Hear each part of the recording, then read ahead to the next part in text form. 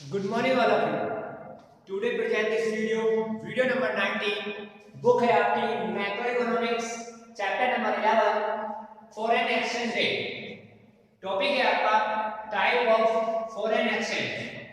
अब देखिए बेटा, हमने प्रीवियस वीडियो में करेंसी डेप्रिसिएशन, करेंसी एप्लीकेशन पढ़ चुके हैं।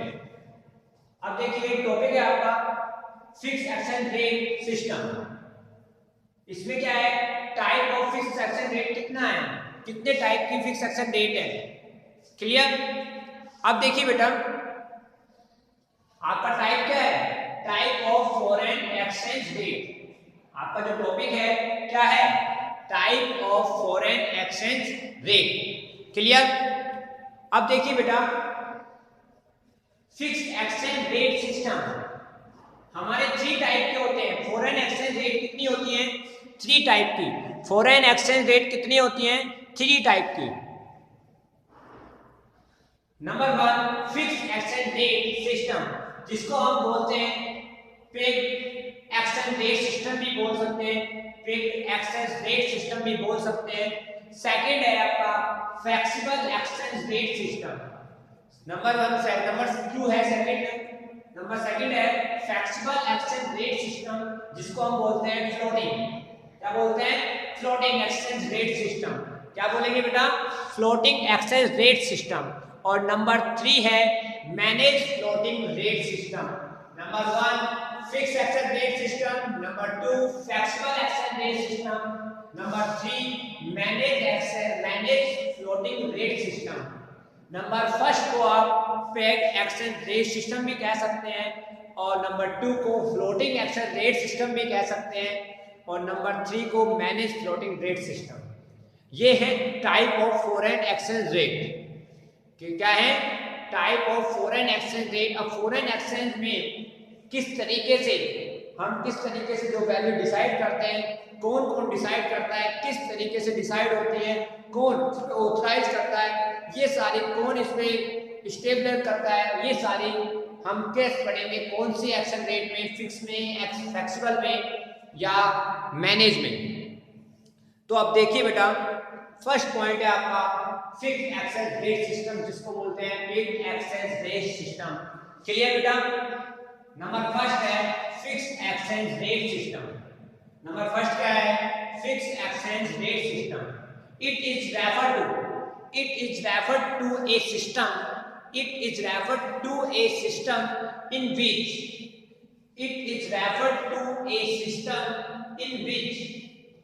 exchange rate for a currency is fixed by the government।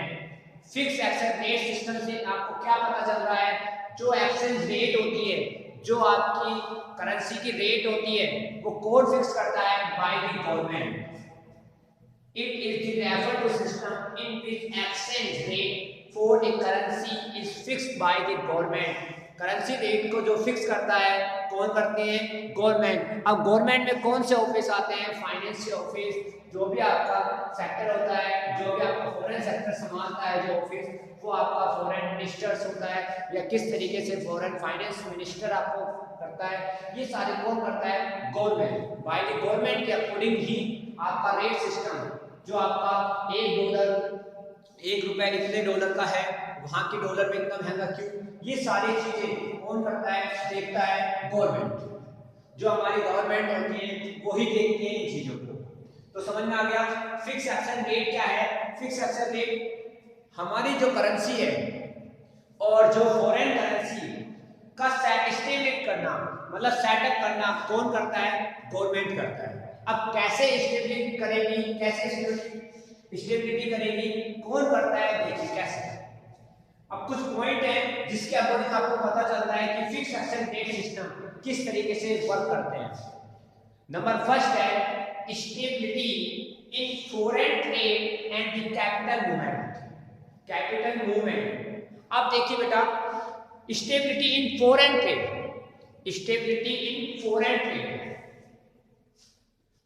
Foreign trade जो व्यापार चलता है फॉरेन के अंदर, जो हमारा देश से दूसरे देश में माल जाता है या दूसरे देश से माल आता है, उस फॉरेन ट्रेड को स्टेबिलिटी कर देती है। कि हमारी डॉलर है, मान के चलो ₹1 के बराबर हमारी जो डॉलर की कीमत है, $1 की कीमत होगी 67 रुपये या 65 रुपीज। तो अब आप देखिए फॉरेन अमेरिकी रुपए को और उसको इस तरीके से इस्टेब्लिश करती है गवर्नमेंट कि हमारा जो 65.5 यहाँ तक इसे मिल रहा है, उसको आगे ना बढ़ाए। कि आज हमारे ₹1 को यदि हमें डॉलर का परचेज माल करना है, हमें फॉरेन ट्रेड करना है, मान के चलो यूएसए से करना है, तो इमेजिन दैट यूएसए से करना है तो आपको वहाँ की डॉलर की कीमत का ही रुपए देना पड़ेगा, वहाँ की डॉलर की कीमत का रुपया देना पड़ेगा। वहाँ पे डॉलर की वैल्यू क्या है, वहाँ डॉलर की अपने ₹1 की वैल्यू, तो वहाँ की $1 की वैल्यू कितने रुपए में आगे जाती है, 67 रुपये या 70 रुपीज के अंदर। तो आप देखिए हमें कितना लॉस होता है। लेकिन गवर्नमेंट क्या करती है, जो हमारे व्यापार सेक्टर्स होते हैं, फॉरेन व्यापार सेक्टर्स होते हैं, उनमें स्टेबलिटी कर देती है कि ना इधर बराबर, बिल्कुल कि हमारा फॉरेन ट्रेड भी चलता रहे और हमारी वैल्यू भी आगे ना बढ़े। जैसे हमने देखा था करेंसी डेप्रिसिएशन और करेंसी एप्रिसिएशन के अकॉर्डिंग करती है एक्सपोर्ट और इंपोर्ट। तो पहले आप प्रीवियस वीडियो जरूर देखें जिससे आपको ये सारे डाउट क्लियर हो जाए कि किस तरीके से करेंसी एक्सपोर्ट करती है, किस तरीके से इंपोर्ट करती है, और करेंसी एप्रिसिएशन के अंदर, करेंसी डेप्रिसिएशन के अंदर किस तरीके से डेप्रिसिएशन होता है करेंसी, किस तरीके से हमारी डोमेस्टिक करेंसी डाउन में जाती है, किस तरीके से हमारी डोमेस्टिक करेंसी इंक्रीज होती है। ये सारे डाउट के लिए मैंने आपको वीडियो नंबर 17 और वीडियो नंबर 18 के अंदर मैं करा चुका हूँ। तो इस चैप्टर के अभी तक 2 वीडियो कंडक्ट हो चुके हैं। वीडियो के माध्यम से नंबर फर्स्ट वीडियो है आपकी वीडियो नंबर 17 और वीडियो नंबर 18, और इससे पहले जो भी वीडियो है वो चैप्टर्स प्रीवियस चैप्टर की है। ओके बेटा, अब देखिए सेकंड है आपका government undertake to buy the foreign currency when the exchange. Government undertake to buy the foreign currency when the exchange. Government क्या करती है, अपने अंदर अंडरटेकिंग कर लेती है कि किस तरीके से फॉरेन एक्सचेंज की करेंसी बढ़ेगी या घटेगी, ये गवर्नमेंट के अंदर ही होता है। आगे सेकंड आता है, थर्ड आता है। थर्ड में क्या है, value of domestic currency. Value of domestic currency is tied to the value another currency. Tied to the value of another currency is also known as pegging. अब देखिए बेटा, कई बार क्या होता है कि हमें रुपए की वैल्यू दूसरे देश की करेंसी से, हमारे रुपए की वैल्यू दूसरे करेंसी रेट के ऊपर निर्धारित कर दी जाती है कि उसका जितना रेट होगा उसका रेट इतने के बराबर होगा। दूसरे देश से करेंसी से आगे जाती है तो उसमें उसको उस वक्त में उसको क्या कहते हैं, पेगिंग। जब हमारी जैसे मान के चलो आपसे कहते हैं गोल्ड के बराबर आपकी रुपए की वैल्यू हो, या आपसे डोमेस्टिक करेंसी हो डॉलर के बराबर आपके रुपए की वैल्यू हो, जो रुपए बढ़ेगा या घटेगा तो उसके अकॉर्डिंग उसमें रुपए की वैल्यू, उसको क्या कहते हैं, पेगिंग। मैंने आपको लाइन अंडरलाइन भी कर रखी है, पेगिंग कहते हैं। ध्यान रखना, बोर्ड में पूछा जाता है, एमसीक्यू में पूछा जाएगा। Value of a currency is fixed. यहाँ थोड़ा सा आपको देखने में प्रॉब्लम हो रही होगी। Value of a currency is fixed in term of a some other currency is term of gold is known as priority value of currency. यदि हमारी वैल्यू, हमारी करेंसी की वैल्यू गोल्ड में आकी जाती है, हमारी करेंसी की वैल्यू यदि गोल्ड में आकी जाती है, तो उसको क्या कहते हैं, प्रायोरिटी। क्या कहते हैं, प्रायोरिटी कहते हैं। ध्यान रखिए, अंडरलाइन कर रखिए मैंने आपको। उसको फर्स्ट को क्या कहते हैं, पेगिंग, और थर्ड उसके नीचे जस्ट है प्रायोरिटी कहते हैं यदि गोल्ड में आकी जाती है। यदि हमारी करेंसी की वैल्यू, फिक्स करेंसी की वैल्यू गोल्ड में आकी जाएगी तो ये ध्यान रखिए, तो क्या कहेंगे उसको, प्रायोरिटी। और यदि अदर करेंसी से आकी जाती है हमारी वैल्यू, मतलब बताया जाता है इमेजिन दैट इस करेंसी से आगे, तो उसको क्या कहेंगे, पेगिंग। क्लियर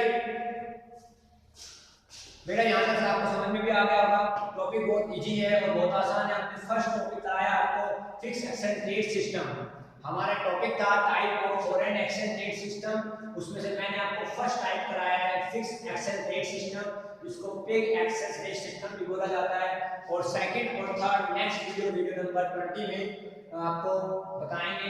तो यहाँ तक स्क्रीनशॉट ले लीजिए जिससे आपको नोट्स बनाने में कोई डाउट नहीं हो। बेटा साथ साथ आप नोट्स बनाइए। मैं फिर आपसे कह रहा हूँ एग्जाम सेम टाइम पे होंगे, इसलिए आप रेगुलरली स्टडी कीजिए, स्टडी पे वर्क कीजिए, और कोई भी डाउट है छोटे से छोटा इकोनॉमिक्स के अकॉर्डिंग, मैक्रो इकोनॉमिक्स के छोटे से छोटा डाउट पे आप क्लियर कीजिए। Thank you, have a nice day, thank you.